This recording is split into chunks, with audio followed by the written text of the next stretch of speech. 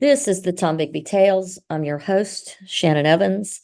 I write about a small town in Northeast Mississippi called Columbus, and sometimes, like tonight, I talk about the rest of the state. Here tonight, I have with me Mary Frances Hurt, the granddaughter of Mississippi John Hurt, and the director of the Mississippi Hurt Foundation. Mary Frances, thank you so much for coming on this podcast, even though it's a sad event. Well, where shall we start?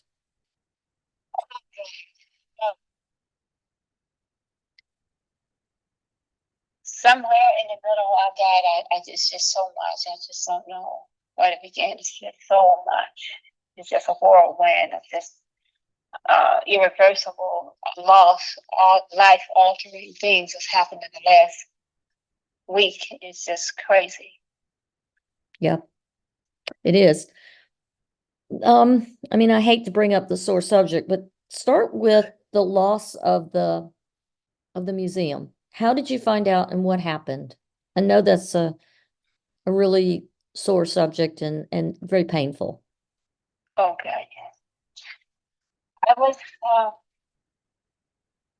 just celebrating the on Monday, the 20th. Finally, after many years of trying to get the museum as a national landmark. And finally, that happened.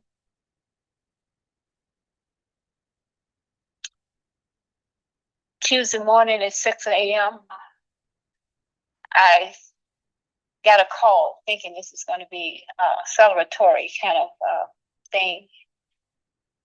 And I get the call of just chill me to my very soul.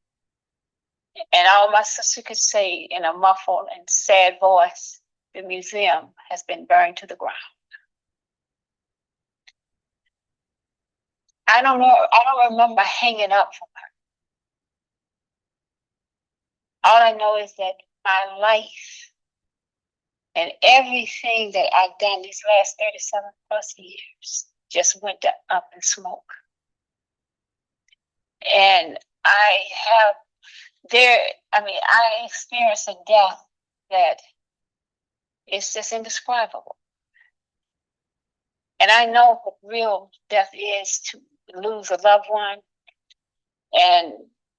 But this is just surreal. It's just surreal. I'm still thinking that this is a nightmare, but that just not happening. But the circumstances around it every day gets bigger and worse than before. That's possible.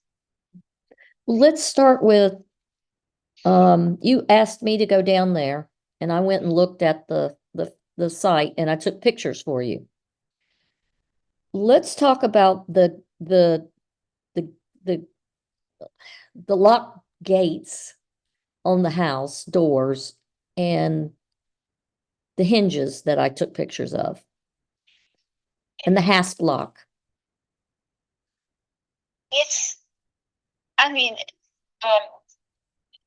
That house has had those double doors and those iron bars, and the original door of that house with double locks on it, and the iron gate is first, and the bars of the gate was pried open wide enough to reach your hand through, and well, they were big enough to put your shoulder through. I mean, I could have pushed myself through it. And that piece of steel spring bar that wasn't scorched or anything, just laying a foot away. Well, it's right, and it's that iron strip that was at the entrance of the door. Apparently, someone pulled that bar up from the door frame, from the board of the floor of the entrance of the house, and used that iron bar to pry those bars open. Well, there was absolutely no soot or burn marks on the paint on that pry bar.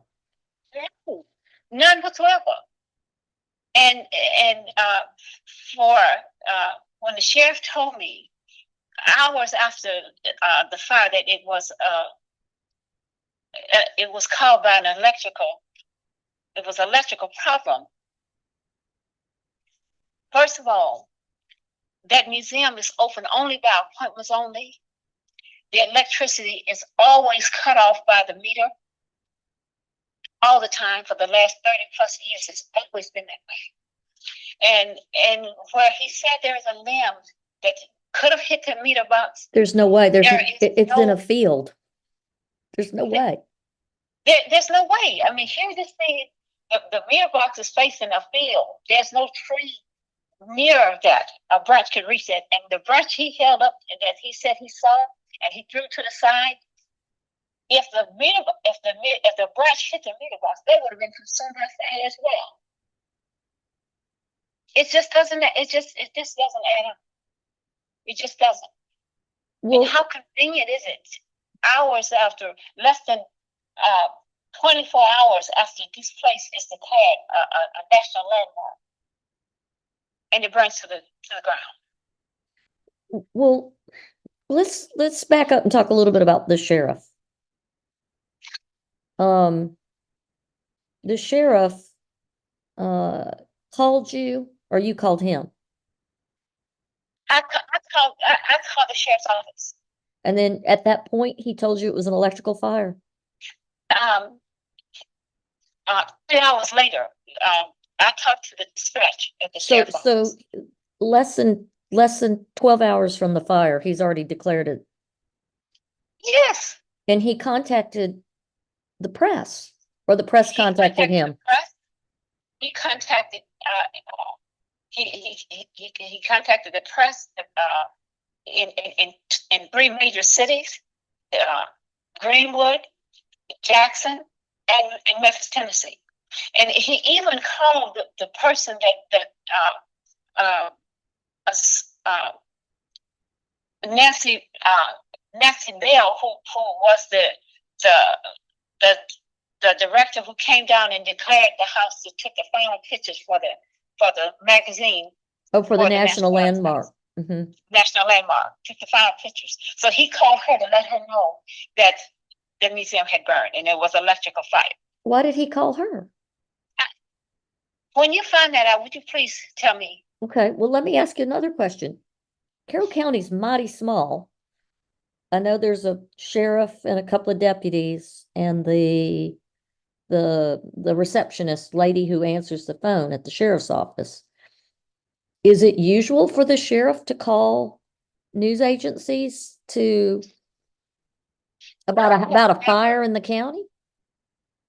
I've never experienced this, and my mother had a major fire that burned her house down. Okay, and the sheriff, I've never known him to do anything. I mean, I had called Sheriff Walker regarding people coming down in the daylight, cutting timber on our property, and Sheriff Walker came down, gave these guys a pass, told them to throw their logs off. They had already cleared 18 to 30 acres of property of timber in the daytime. Nothing was done about that. Nothing. Absolutely nothing. So he has a history of ignoring the needs of African American property owners. Absolutely. Okay. And when I called, I called the county about the desecration of those graves, the removal of that marker, the state marker. Nothing. Absolutely nothing. Well, let me ask you a couple of quick questions, and let's talk about the marker, because you and I have worked hard on those markers. When Clint Walker, did he call the ATF and the FBI and the MBI, or were they automatically notified by the National Landmark people?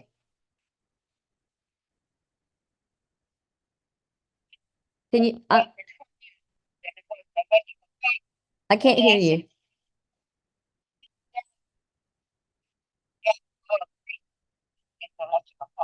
Okay, I can't hear you.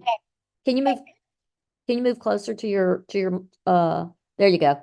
I couldn't hear you for a second.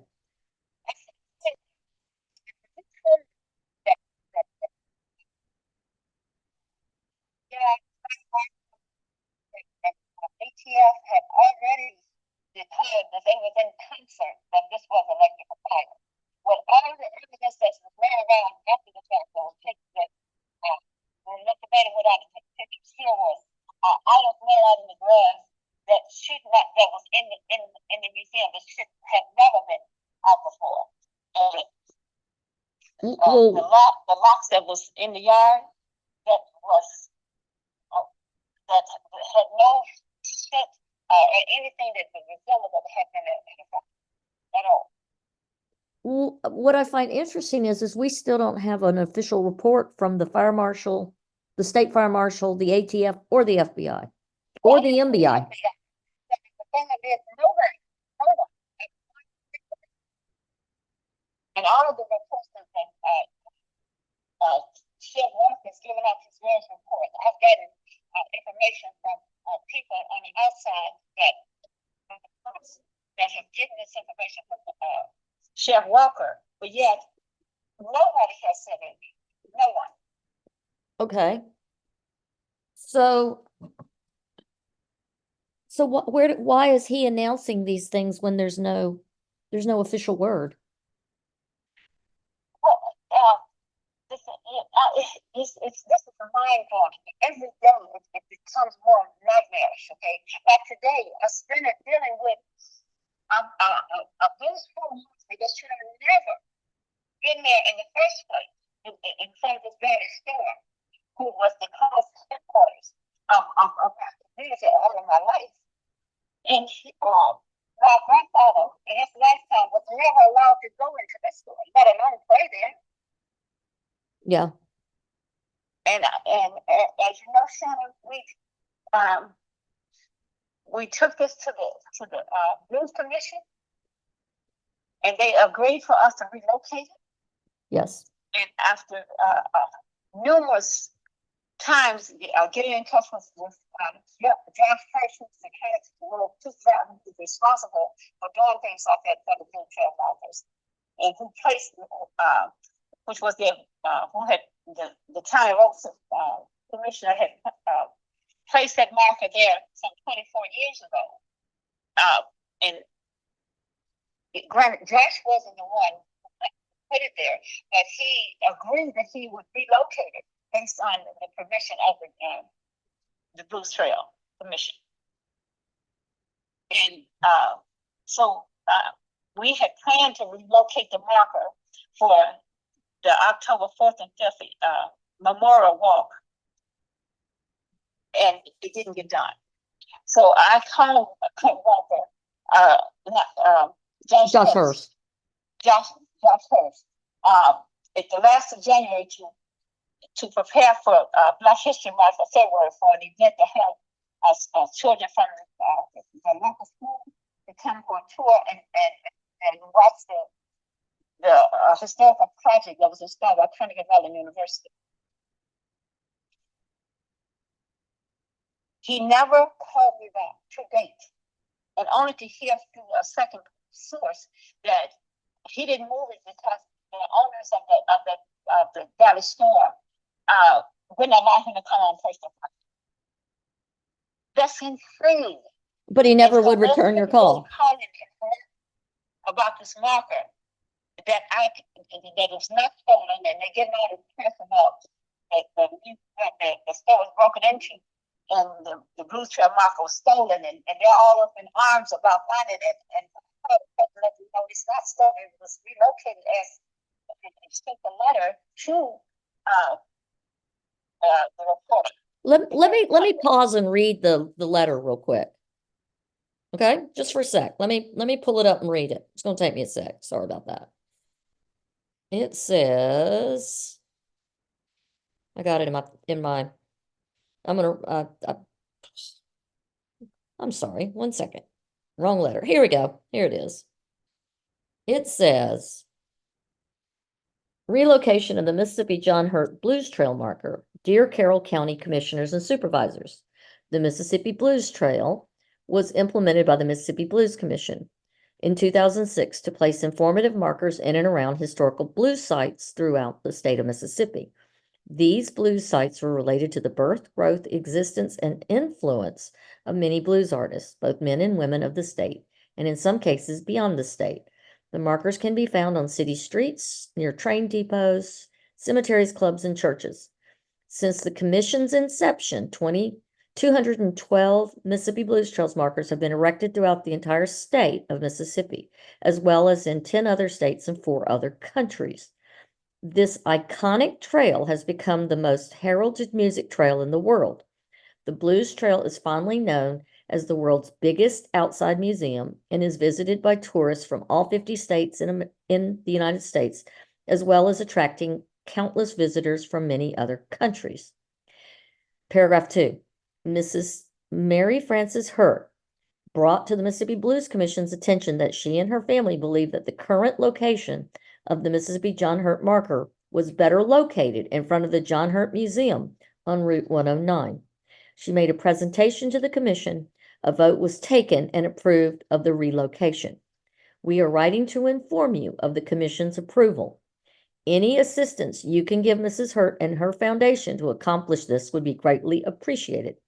Please let us know if you have any other questions or concerns. Signed, Rochelle Hicks, Director of Visit Mississippi and Chairman of the Mississippi Blues Commission. So, How can you connect? And now I have been chased down like a rabbit for this blues trail where Clint Walker's declaring this iconic museum as an electrical fire and doing nothing to fight us who did this. But yet, he didn't have a problem finding a report for these people that had a blues trail marker that I legally removed. That you have permission to remove. That's how I spent my day, not hearing from them regarding this travesty involving the foundation and their county in the whole state of Mississippi. That's him a blues trail marker, which is now the centerfold of their attention, as opposed to this fire that has destroyed generations of our culture. So there's no more mention of the fire, except that maybe is it connected to the missing sign? The sign's not missing. It's not missing, and gave the indication that they also declared that in addition to the sign being missing, that the store was broken into. So I was told by what the state commissioner, now I'm covering state property. But yet it was the same. They're saying that I can't have state property on private property, but yet that marker was on private property that they gave me permission to relocate. So now it makes no sense. So I'm a victim as well as a villain. Well, Mary Frances, we both know that they don't really care about Mississippi John Hurt, except in case he could bring them some money or notoriety. What's interesting to me is, why are they so all wrapped up about a sign where nobody spends a dime on their property? And the John Hurt, every time there was visitors to the museum or an event, let's just be frank about it. There's 2 restaurants in Carroll County. Am I correct? That's correct. There's a gas station in North Carrollton that sells, I don't even think it sells gas anymore. I think it just sells beer and fried chicken. I maybe some candy. Where do you spend your money? What's there to spend money on in Carroll County? I mean, I usually go to Winona when I'm headed home from Carroll County, or I have to go all the way to Greenwood, which is in LaFleur County. What's there to spend money on in Carroll County? What Carroll County has shown me, they're not interested in having to do with They don't want bringing any tourism? to well, they're interested in tourism as long as it relates to status quo, visiting the slave houses of yesterday's plantation owners. Oh, the That is antebellum what they have homes. spent their, The antebellum homes. the antebellum home. But And nobody, this I one in mean, particular, the J.C. George house, I believe it is. uh-huh. Well, God bless them for keeping that building up because that's expensive. But I don't think I know of anybody that's ever been there. And I'm pretty involved in the historical section of those types of things. Who even where do they spend their money? I'm telling you, there's not even a hotel in Carroll County, is there? No, no, no. Is there a There's gas station? I guess there's the Hilltop gas station. Maybe in Blackhawk. okay. The closest thing to any type of civilization as it relates to Carroll County is Grenada, which has hotels and restaurants to accommodate that. But that's not Carroll County though, is it? No, it's not. It's Grenada County, and then you have LaFleur County, which is Greenwood, which has accommodation, a nice hotel, but it is definitely not for the average person to stay there. You're going there because you got business or a reason. Of the night. And then the same for Winona. I think Winona's got a La Quinta or something. I don't know. It's got Sonic. But here's a town that has nothing and doesn't want anything. And they absolutely, I don't care what an African American have accomplished in that county. To no avail. No avail. Well, Mary Frances, let's share what happened. Well, let's talk about the graveyard where the St. James Missionary Baptist Church used to be before you moved it from its last location. And Mr. Charles Spain and the struggle we had with the Board of Supervisors. So Charles Spain was given a piece of property that had a church on it and a graveyard. Wait. It wasn't, okay, if this person did not have property surrounding that cemetery, his deed clearly states, except the St. James Cemetery. Correct. Now, he could have buried any space on his property. Yeah, he has like 180 other acres.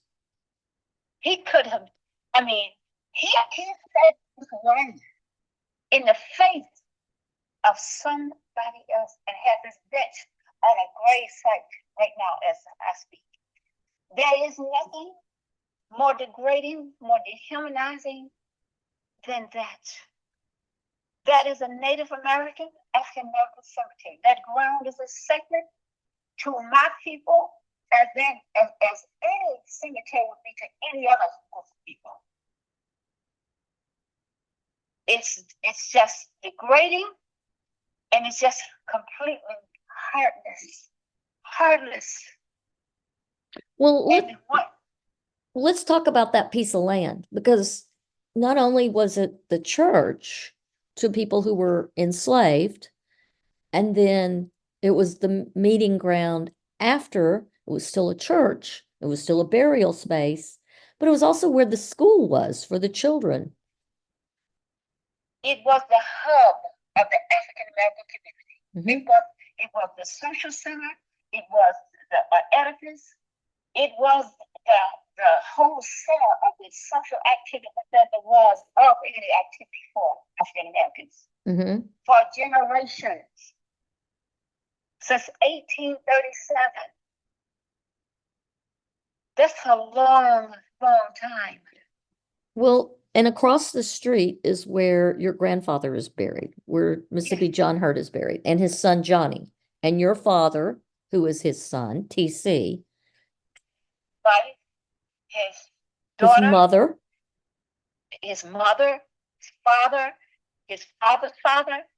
All of these people are there. Hundreds and hundreds and hundreds of graves. And of all places that Charles Spain could have buried. Why would he bury? If you're going to steal a part of a gravesite, why would you bury right in front of this interest? he has more than 100 other acres up there and hilltops. One of them has a big old deer stand on it, and it's a beautiful space. It's been clear cut. It could have made a beautiful space for his family, but I don't know why he felt it necessary to desecrate an African American cemetery. I mean, we're nothing. And the souls of our people, it does not count. They don't have souls. Remember that? They don't have that. Well, let's take what happened. And so you did the memorial walk in October, and the Mount Zion Memorial Fund. We had put up a monument with the names of all the families, the Conleys, the Richardsons, the Hurts, all the people the Becks, all the people who were buried up there and who were from that community. And we made a marker to hopefully prevent further encroachment. And you had the dedication in October with the memorial walk.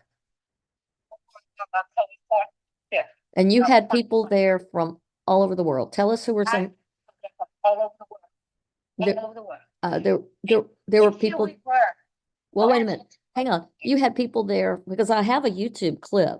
You had people there from Italy, China, yes, Germany, Chicago, Pittsburgh.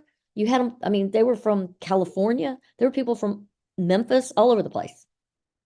But there was not one person there from Carroll County. Not one. Not one person. Not even the press. And they were invited. Not one person. When I called the Greenwood Commonwealth to come down and do a prayer on the desecration of that grave, they sent a reporter there, and he was taking pictures with his cell phone.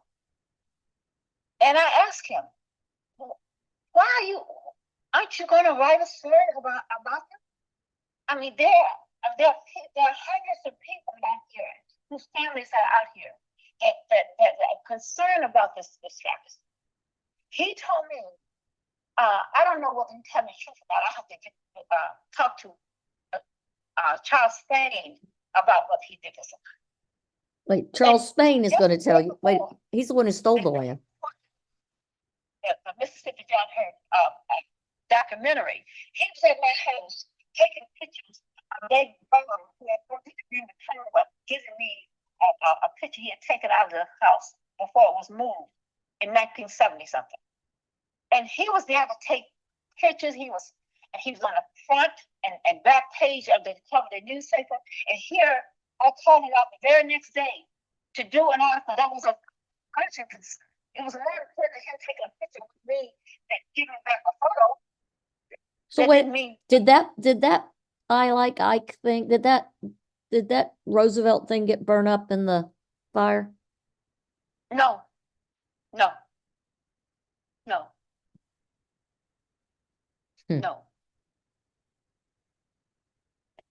So let's go back to the march. You were marching along.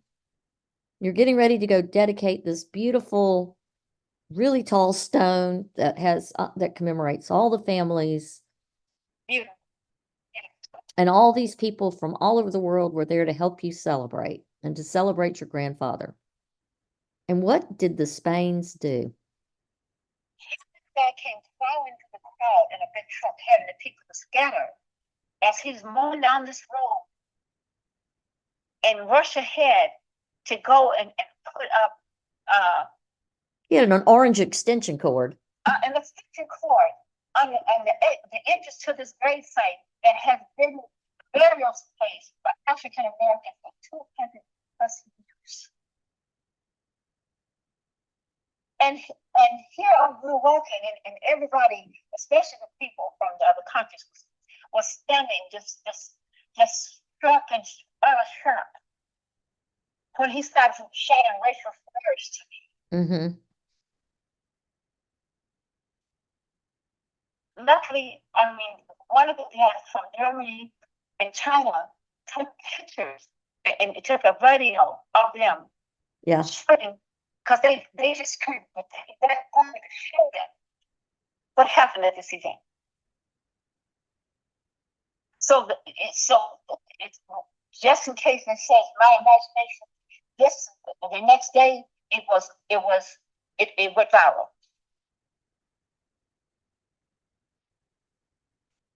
So it's just so it's been right at 2 weeks that so 2 weeks and a day since the museum was declared a national landmark, 2 weeks since it burned to the ground.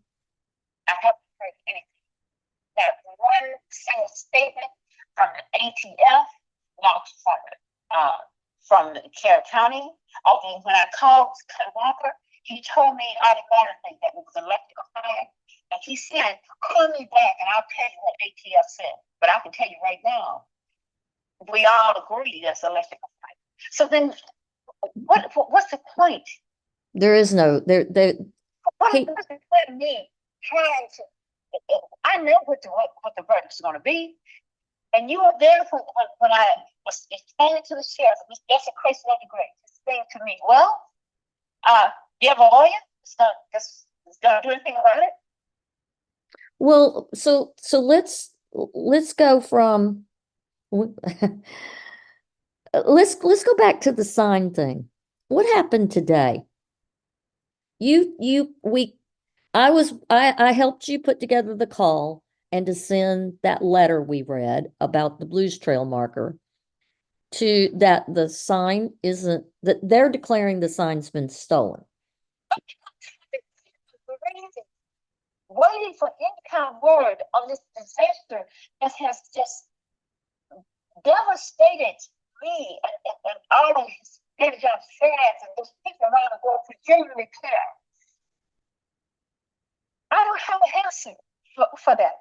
And here, in the midst of this, somebody called me and tell me, oh, well, they're declaring the Blues Trail markers missing. And my first, no, it's not. We're relocated like we had planned to do in the beginning. So it's not stolen, it was relocated. The foundation relocated as we were given permission to do. But suddenly the white community is all worried about us, and the sign was relocated in the midst of concern about the fire and about potential additional issues. And so the foundation relocated the sign a day or two after the fire, and they're just now noticing it. The fire was the 21st or the 22nd? 22nd. 22nd. And the sign was relocated the 23rd or the 24th of February, and it's now March 6th. What's today? 5th or the 6th? Yeah, it is. It is the 6th. So they're now there. So it took them 2 weeks to notice that the sign was removed. And then when I called the press to tell them that, hey, we the foundation relocated it as a landlord as protection. No, they did. So the church still exists. So I talked to Mr. King, and he said, "Oh, no problem.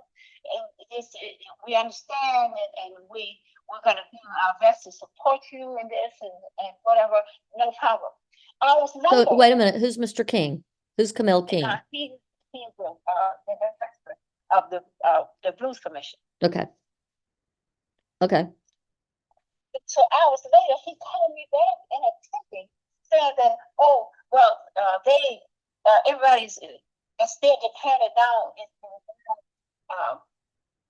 and all the papers really blowing up, and you could be charged with stealing state property, and so you need to release it. And what? You gave us permission. You said it was not your job to move it. The county said that they couldn't come on private property to remove a sign that they had put there years before. I'm baffled. So basically, let me put this out there. Basically, a Black person's museum home burns to the ground, and there's no uproar. Nobody's worried in Carroll County. Nobody's calling any politicians. Nobody's doing anything. But the sign that you have permission to have moved is moved by the foundation that has permission to move it. And they're calling every congressman, they're calling everybody at the Blues Commission. The white community there is putting all this pressure on the Blues Commission to make you. I'm trying to find a marker that they told me that I could relocate. Which we just read the letter from the Blues Trail Commission. But no, none of these people, not one county, state, city representative have called me to express any kind of concern on this travesty, not only for the county, not just for my family, but for globally, the people that have come to that museum these 30 plus years and brought tax dollars to that state. So let me get this straight. You went to the county, nobody did anything, starting with Josh Hurst, who is your board of supervisor and for your district and the highway supervisor or some such thing. Okay, number one. Then, so when the fire happened, did you contact the NAACP locally? No. Who did you contact? Well, initially, I called the sheriff's office in Carrollton. Okay. And from there, the ball started rolling from there. Okay. Clint Walker called the Greenwood Commonwealth, which they came out and ran a story without about the fire. Without sending an investigative reporter out there on site. Okay. They just took his word for that. It was no foul play. They didn't call the ATF, the MBI, the FBI, or the fire marshal themselves. They just took it at his word. Exactly. Okay. So now let me get this part straight. When did you start getting threatening phone calls? Before the fire or after the fire? And tell me. Before and after. And I kept getting, I had gotten a slew of calls from fans all over the globe when they found out about the fire. Okay. So I get an unknown call about 8:30 p.m. on Friday, and I kept getting those calls, and finally I answered this unknown call, and the person on the phone who wasn't there told me next I would be the museum now, and nigga, next it would be you. And after seeing pictures that was taken from at my house, where there's someone clearly drove up and it seemed like a big truck, all of it up to my window where I sleep when I'm there. Had I been there, I really believe to my heart that they would have done me harm. And I'm still afraid to come to that state. I have been asked by a person that I trust very well called me and said, Mary, it is not safe for you to come here. It is not. It is not safe. But I mean, what have I done? Nothing What have I done? existed. You know you and I are both from Mississippi. We know the answer to that question. What I have done is to have brought good to that county. That's all. And anybody, any reputable state or county would have been proud of what I brought to that county. And all I've been faced was acquisition after acquisition. And now my life and the life of my sister that's down there is at jeopardy too. And with no protection, she's in a vulnerable place. Why? Because I'm Black? Not because I've done anything destructive. Not that I have done anything adverse. I have brought people to that county and to that state that didn't know that Mississippi had decent people there, really.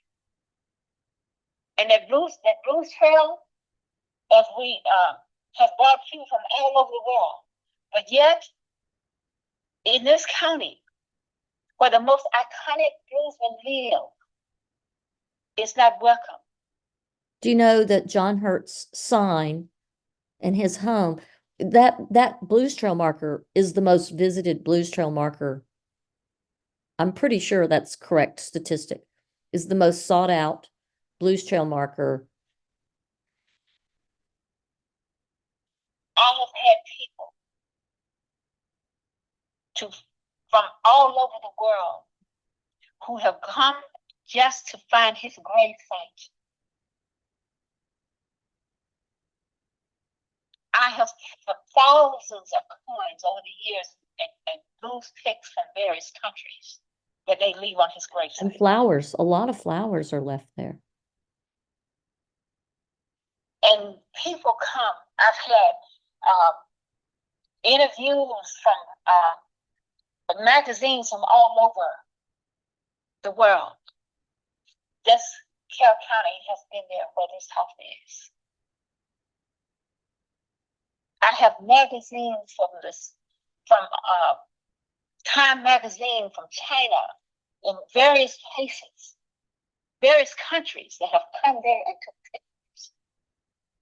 People plan their vacation with their kids to come to that museum. All I brought to that county through Daddy John's kind spirit is good. Good. That's all. And for this kind of chaos to arise in a person's legacy, it's wrong. And it's so very, very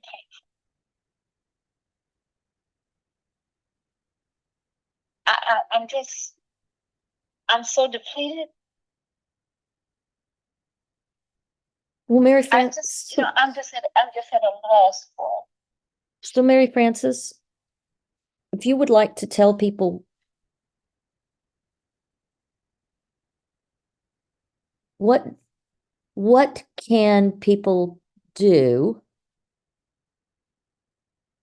to put pressure on the Mississippi Blues Commission and the people of Carroll County to get that sign and keep it where it belongs and get it corrected, because we know there's information on it that's not correct, to put that sign up on the Mississippi John Hurt property? What can people do? They can write the governor, take leave. Okay. They can write the county officials. Okay. They can crowd in their community, in the various churches, because and just and just really genuinely care enough to see injustice to win-win. It's injustice to all. This is the 21st century, for God's sake. You know what I find so interesting about all this? And I also encourage people to write to the Mississippi Blues Commission and let them know how they feel and that demand that they do the right thing. I think they will, but I don't trust anybody in this day and age.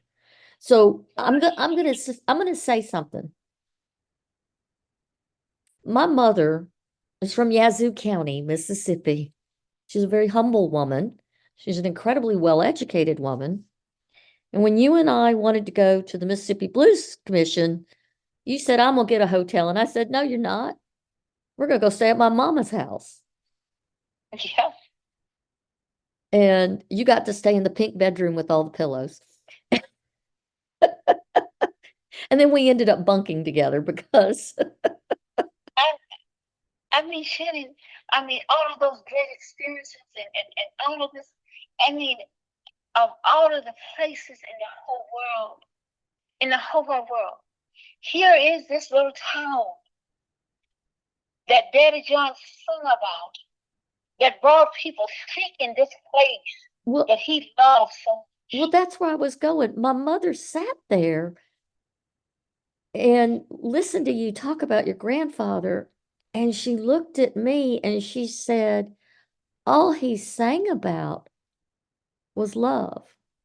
And so my mother was a journalist. She grew up in the 30s and 40s, and she was a young woman in the 50s and 60s. And she was a professional journalist.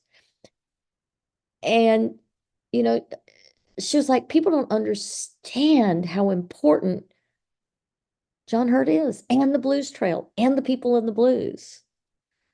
And what this has done for our state. I mean, Carroll County could have been like Clarksdale.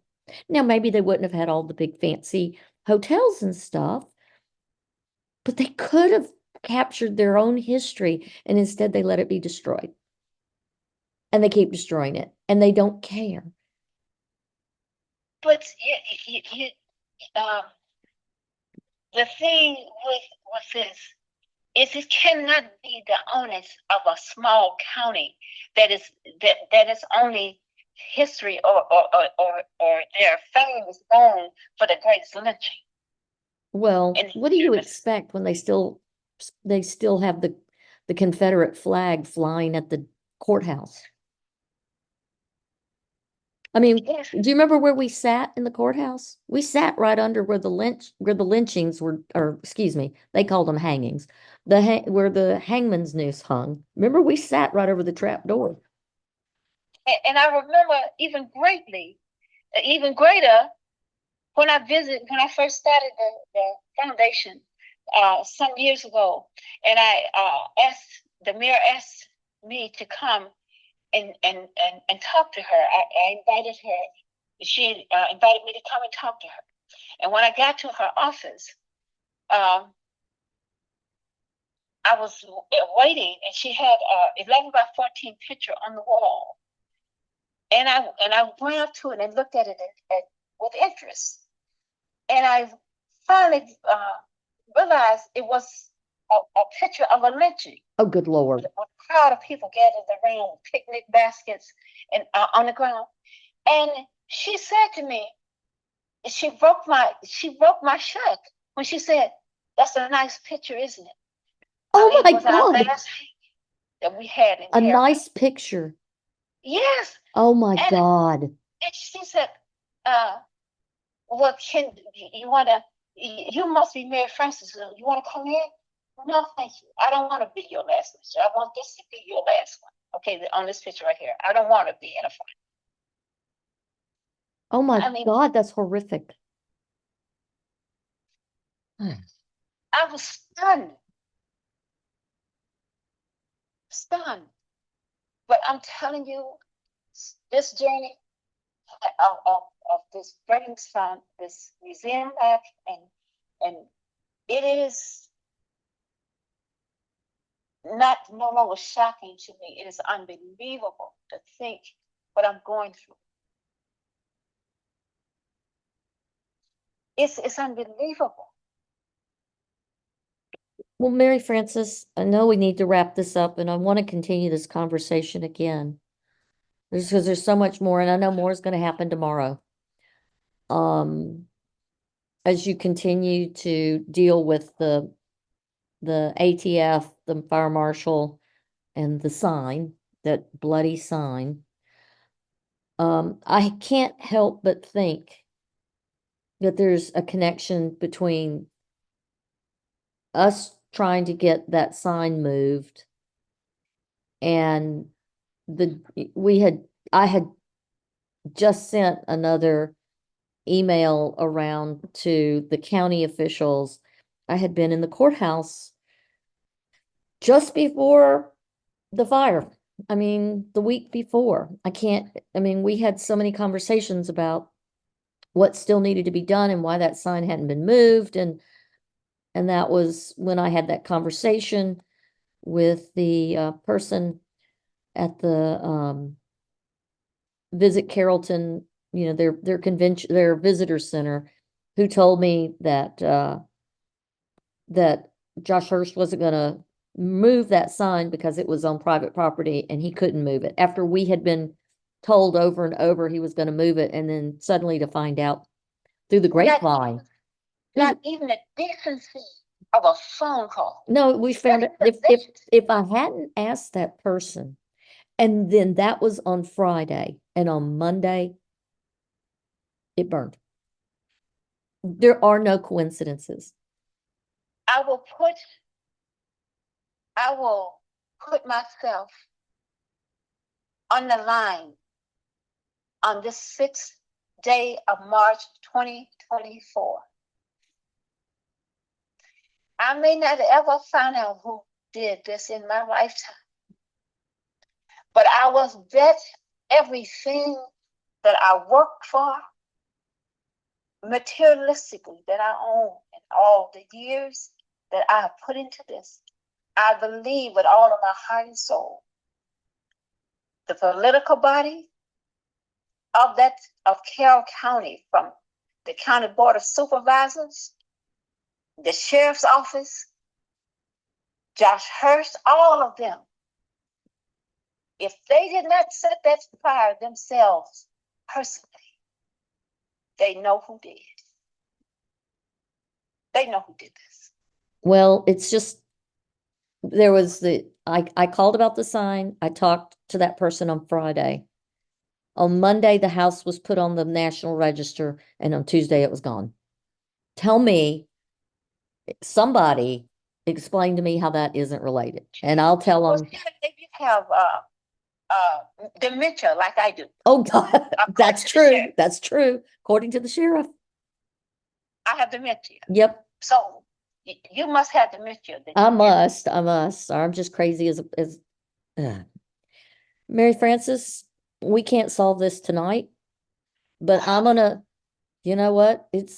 I might offend somebody and I don't even care. Nina Simone was right. God damn Mississippi, because this is the worst of what Mississippi is. I have been fighting. I've only been fighting for 3 years. You've been fighting for how many years on this house? 37 years. 37, and I've been along on 3 years of it. 37 years of this. I can't even imagine how you feel. And can't even imagine. All of the time. But here's the thing with this.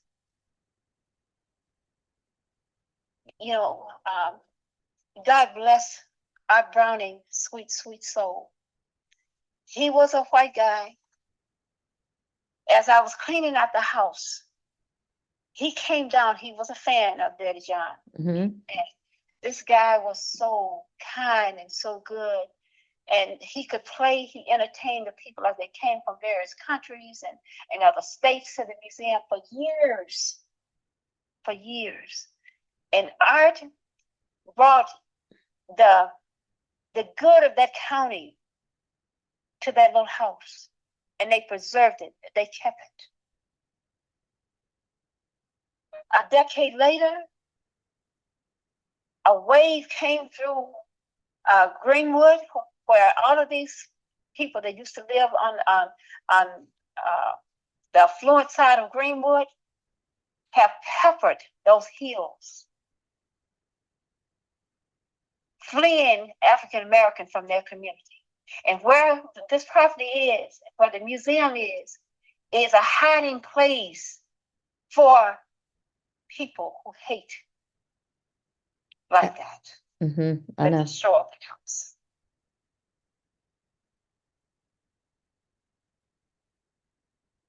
And I just shudder to think,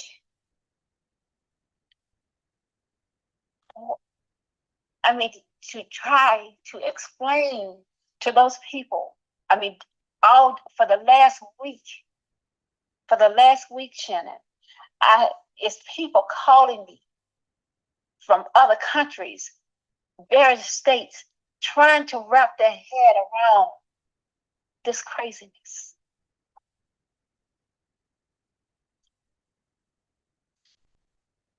How are they trying to preserve my grandfather's legacy with all this in me?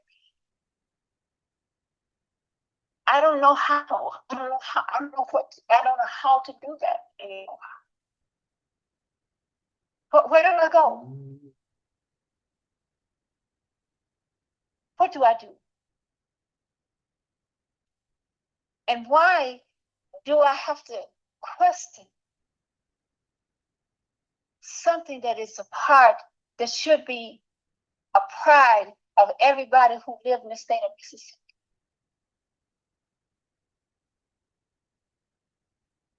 And it wouldn't matter if Daddy John was white, black, or polka dot.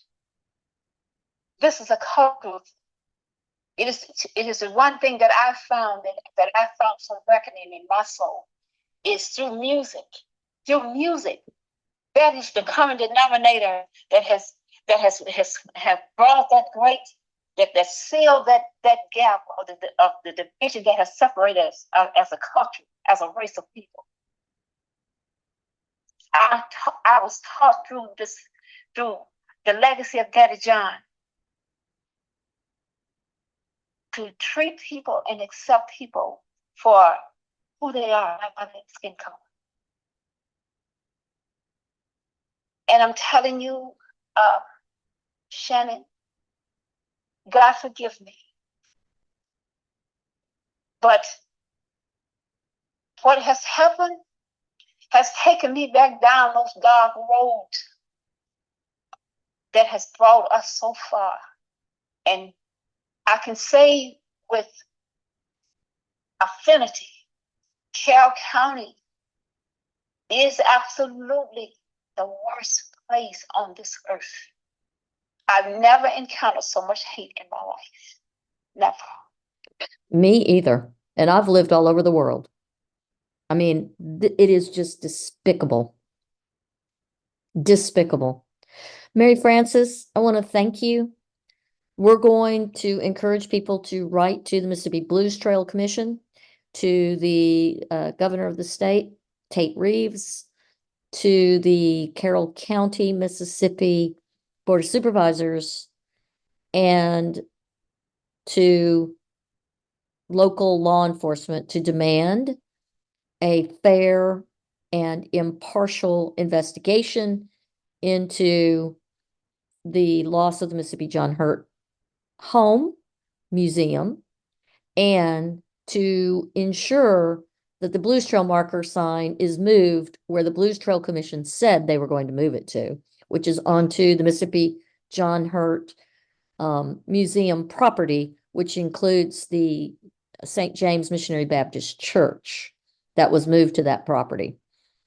In addition, I would encourage people to go to the Mississippi John Hurt Blues Foundation, which is a nonprofit, as well as onto their Facebook page, and to follow. And if you are able, and if you are of a mind, to provide some financial support for the rebuilding of the museum. It will have to be a replica, of course, sadly, but it's such an important piece of history that the only way to show racist, white supremacist communities that this legacy can't end and it won't end is to stand up and to rebuild. Because as Mary Frances says, like the phoenix, let's help John Hurt's memory rise from that fire so that it can be a bastion of truth and hope for future generations. Mary Frances, you have a last thing you'd like to say? I would thank you, and God bless you, Shannon, for and the Mount Zion Memorial Foundation for your kindness and help securing at least the grave site and all you've done for the betterment that you're doing for the betterment of Mississippi and abroad. Because I think when you address the needs of your own home and this being your birthplace and where your ancestors are, then you are securing a place for the world and generations to come, and thus will fulfill your purpose for living, and that is whatever legacy that you were given. It is your God-given duty to leave the world better because you lived. And I thank Daddy John for living a life that I could model and to emulate, and to say from the epitome of my heart is that I pray that the people who have supported me over the years, wherever you are, that you would come and see and embrace the cultural differences of all people, no matter what, and let's as one build our home place, our world, which is if this is where you stay, the home state of Mississippi. You may not alter what's going on, but individually, collectively, one by one, we can change and be better people for one another.